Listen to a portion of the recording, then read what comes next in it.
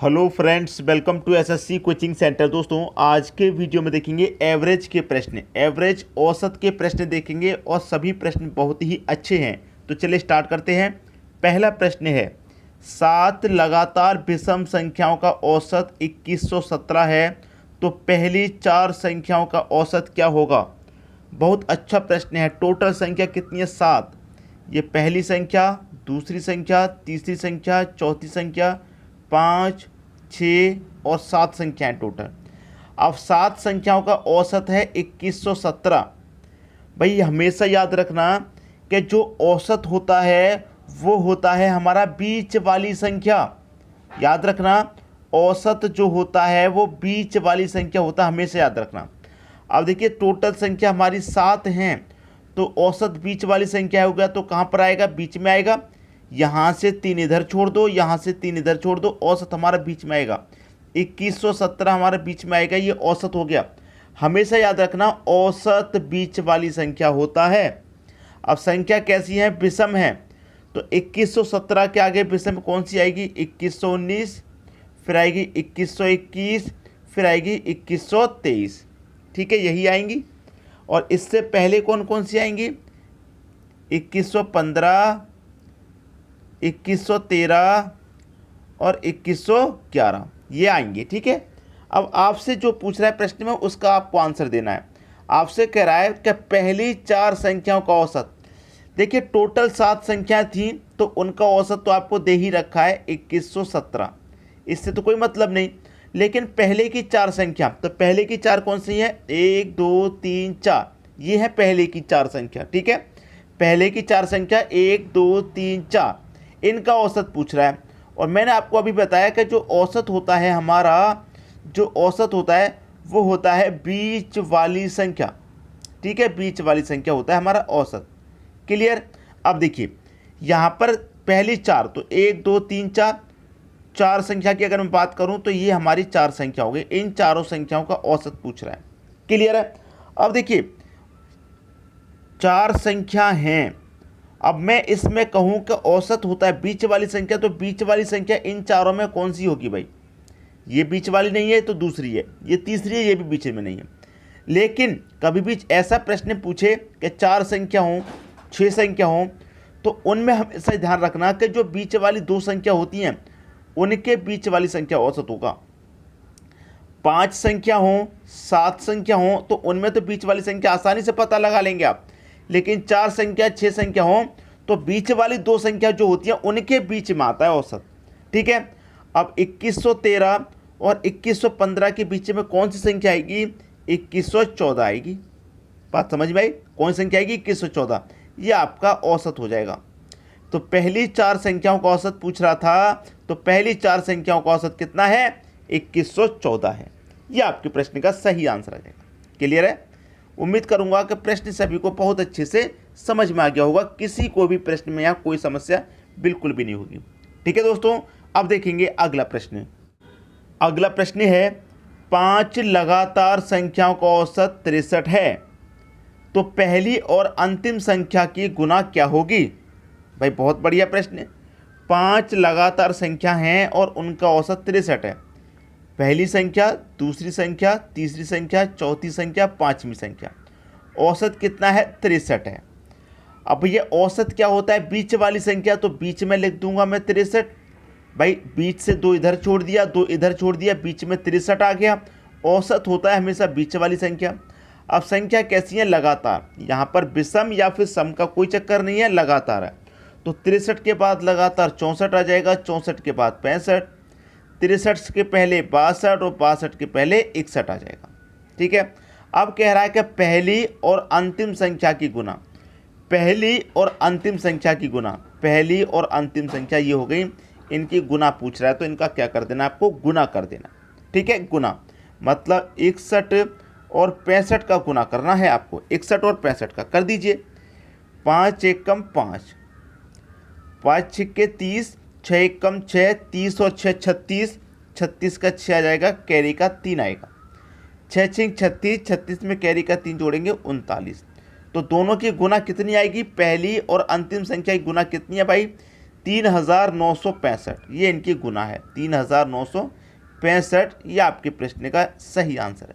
ठीक है, ये आपके इस प्रश्न का बिल्कुल सही आंसर हो जाएगा। उम्मीद करूंगा कि सभी को प्रश्न अच्छे से समझ में आ गया होगा। अब देखेंगे अगला प्रश्न। अगला प्रश्न है 5 लगातार विषम संख्याओं का औसत 113 है, तो उनमें से दूसरी सबसे छोटी संख्या कौन सी है। याद रखना प्रश्न में क्या कह रहा है, दूसरी सबसे छोटी। ठीक है, देखिए 5 लगातार विषम संख्याओं का औसत 13 है, 5 संख्याएं 1 2 3 4 5, औसत कितना है 113, तो बीच में आएगा औसत 113 बीच में आ जाएगा। औसत हमेशा बीच वाली संख्या होती है, तो 20 से 2 इधर छोड़ दिया मैंने, 2 इधर, 113 औसत आ गया। संख्या कैसी है, विषम है, तो 113 के बाद में अगली संख्या विषम 115, फिर 117 आएगी। ठीक है, अब यहाँ पर 113 से पहले 111 और 109 आ जाएगी। ये भी बातें क्लियर हो गई। अब देखिए होगा क्या प्रश्न में होगा क्या, प्रश्न में कह रहा है कि दूसरी सबसे छोटी। अगर हमसे प्रश्न में ये बात कहता कि सबसे छोटी कौन सी है, तो सबसे छोटी तो 109 है, लेकिन सबसे छोटी नहीं, दूसरी छोटी। तो दूसरे नंबर पर छोटी कौन सी है भाई, 111 है। दूसरे नंबर पर छोटी कौन सी, 111। याद रखना प्रश्न में यही बातें कंफ्यूज करती हैं। अगर प्रश्न में कह दे कि सबसे बड़ी संख्या बताइए तो 117, और सबसे बड़ी की जगह पर कह दे कि दूसरी सबसे बड़ी, तो दूसरे नंबर पर बड़ी कौन सी आएगी, 115, तो उस समय 115 आंसर हो जाएगा। लेकिन अब यहाँ पर कह रहा है कि सबसे छोटी नहीं, दूसरी छोटी, तो दूसरी नंबर पे तो यही छोटी है भैया 111। ये आपके प्रश्न का क्या है, बिल्कुल सही आंसर है। बात क्लियर है सभी को। उम्मीद करूंगा कि प्रश्न सभी को अच्छे से समझ में आ गया, किसी को कोई परेशानी नहीं होगी। अब देखेंगे दोस्तों अगला प्रश्न। अगला प्रश्न है 6 लगातार सम संख्याओं का औसत 207 है। 6 संख्याएं 1 2 3 4 5 6 संख्या। अब औसत कितना है, 207। मैंने आपको बताया औसत होता है हमेशा बीच वाली संख्या। अब 7 संख्या होती तो बीच में औसत आ जाता, लेकिन 4 संख्या हो, 6 संख्या हो, 8 संख्या हो, तब औसत हम क्या करते हैं, मैंने क्या बताया, जो बीच वाली 2 संख्या होती है उनके बीच में आता है औसत। तो बीच वाली 2 संख्या दोस्तों आपकी कौन कौन सी हैं, ये दोनों हैं। ठीक है, यहाँ से 2 इधर है और यहाँ से 2 इधर है, बीच में ये दोनों हैं, तो औसत इन 2 संख्याओं के बीच में आएगा 207। ठीक है, अब संख्या कैसी है, लगातार सम संख्या है। कैसी, सम। तो देखिए 207 के बाद में सम संख्या कौन सी है, 208 है। ठीक है, और 207 के पहले में सम संख्या कौन सी है, 206 है।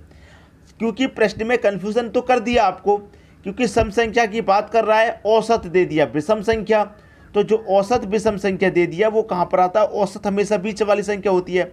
और यहाँ पर 6 संख्याओं की बात किया तो 2 संख्याओं के बीच में आ जाएगा औसत विषम। लेकिन सम संख्या की बात है तो 207 के बाद में सम 208 और 207 के पहले 206। अब सम संख्या है ना, तो 208 के बाद में सम संख्या 210 आएगी और 212 आएगी, और 206 से पहले 204 आएगी और 202 आएगी। ठीक है, ये क्लियर हुई बात। अब आपसे प्रश्न में क्या पूछ रहा है, आपसे पूछ रहा है सबसे छोटी और सबसे बड़ी संख्या का योग। सबसे छोटी तो 202 है और सबसे बड़ी 212 है, दोनों का योग पूछ रहा है, तो दोनों का योग कर देंगे भाई। 2 और 2 4, 1 0, 1 और 0 को ऐड करेंगे तो 1 ही रहेगा, 2 और 2 4, 414 आपके इस प्रश्न का आंसर निकल के आया। 414 ये क्या हो गया, आपके प्रश्न का बिल्कुल सही आंसर। उम्मीद करूंगा सभी को प्रश्न बहुत अच्छे से क्लियर हो गया होगा। ठीक है, अब देखेंगे अगला प्रश्न। अगला प्रश्न है गेहूं के भाव में 20% कमी हो जाने पर समान रुपए में कितना गेहूं अधिक मात्रा में लिया जा सकता है। जैसे मान लीजिए कि पहले 100 रुपये में 1 किलो गेहूं आ रहा था, अब गेहूं के मूल्य में कमी होगी, मान लीजिए अब 90 रुपये में 1 किलो आ रहा है, लेकिन कह रहा है कि समान रुपये में, मतलब पहले के 100 रुपये में कितना आएगा, ज़्यादा आएगा। पहले 100 रुपये का 1 किलो आ रहा था, मान लीजिए अब 90 का आ रहा है, तो 100 रुपये का ही लेना है तो ज़्यादा आएगा। अब कितना ज़्यादा आएगा वही यहाँ पर बताना है। ठीक है, तो हमेशा याद रखना ऐसे प्रश्न बार बार पूछे जाते हैं। एक बार मैं आज आपको ट्रिक बता दूं तो हमेशा सभी प्रश्न हो जाएंगे। 100 लिखेंगे, 100 में से क्या करेंगे, अगर कमी की बात करेगा तो कमी कर देंगे। ठीक है, और वृद्धि की बात करेगा तो वृद्धि कर देंगे, और बटे में क्या रखेंगे, 100 रखेंगे। कमी की बात करें तो घटा देगा, और वृद्धि की बात करेंगे तो जोड़ देना है। ठीक है, अब देखिए 100 तो मैं यहाँ पर लिख लूँगा, इसको इस 100 में यहाँ पर लिख लूँगा, गुने का साइन है। कमी की बात कर रहा ना, 20 की कमी की बात कर रहा है तो मैं 20 ले लूँगा। अगर वृद्धि की बात करता तो भाई वृद्धि कर देते, ठीक है। अब देखिए कमी की बात कर रहा है, कितने कमी की बात कर रहा है, 20 कमी की बात रहा है, तो 100 में से मैं 20 घटा दूंगा भाई, 100 में से मैं 20 घटा दूंगा, कितना आएगा, 100 कमल पे 20 से करेंगे तो ये 2000 हो जाएगा। 100 में से 20 घटा देंगे 80 हो जाएगा, ठीक है। अब 0 से 0 कट गया, 8 से 200 कटाना है, 8 दूने का 16 कटेगा, 4 बचेगा भाई, 8 दूने का 16 कट गया, 4 बचेगा, 4 में 0 लगा देंगे 40, 8 पंजे 40, तो 25% अधिक गेहूं खरीदा जा सकता है। जितना गेहूं आप पहले खरीद रहे थे उससे अब 25% अधिक गेहूं खरीद सकते हैं, क्योंकि मात्रा में कमी होगी, गेहूं में कमी होगी, ठीक है। उम्मीद करूंगा कि सभी को एक बार ट्रिक समझ में आ गई तो हमेशा सही प्रश्न सही कर पाएंगे। वीडियो देखने के लिए दोस्तों आपका बहुत बहुत धन्यवाद।